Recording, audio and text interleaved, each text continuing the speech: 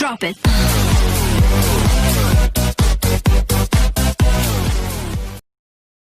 ایک دن آپ صلی اللہ علیہ وسلم نے فرمایا، صحابہ، ایک گناہگار شخص تھا جو کہ کھانا کھانے کے بعد جو دسترخوان تھا اس کو ہمیشہ ایک درخت تھا اس کے نیچے پھینک آتا تھا۔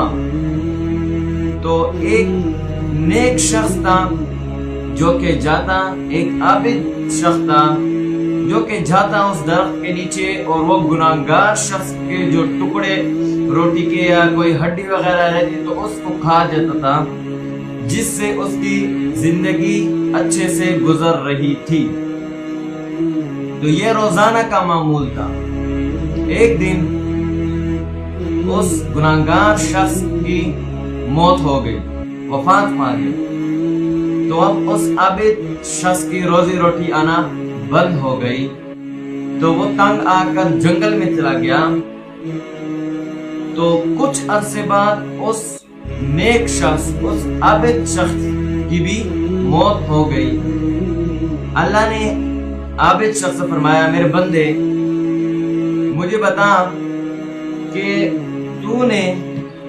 تجھ سے کسی نے کوئی اچھائی وغیرہ کی ہو؟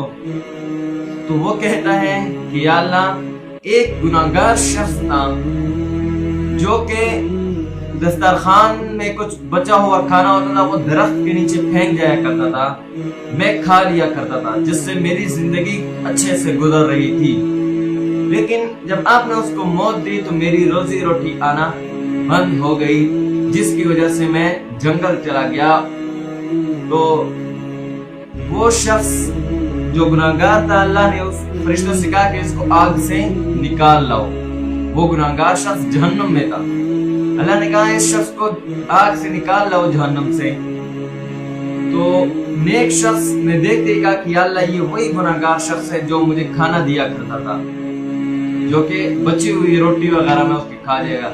اللہ نے کہا کہ اچھا چل ایسا کر کہ تو اس کا ہاتھ پکڑ، تو بھی جا جنت میں، اس کو بھی ساتھ جنت میں لے کے جا، کیونکہ اس نے جو تیری خدمت کی ہے یہ اس کا بدلہ ہے۔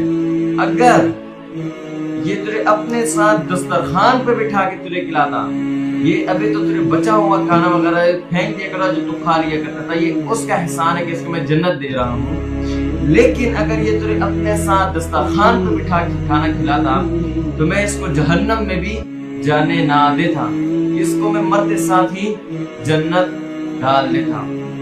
میرے بھائیو دوستوں، کسی کو اتنا بچا ہوا کھانا کیا اتنا ثواب ہے، تو سوچو کہ اس کو اگر اپنے ساتھ دسترخوان پہ بٹھا کے کھایا جائے تو سوچ لو میرے بھائیوں کہ کیا ہوگا۔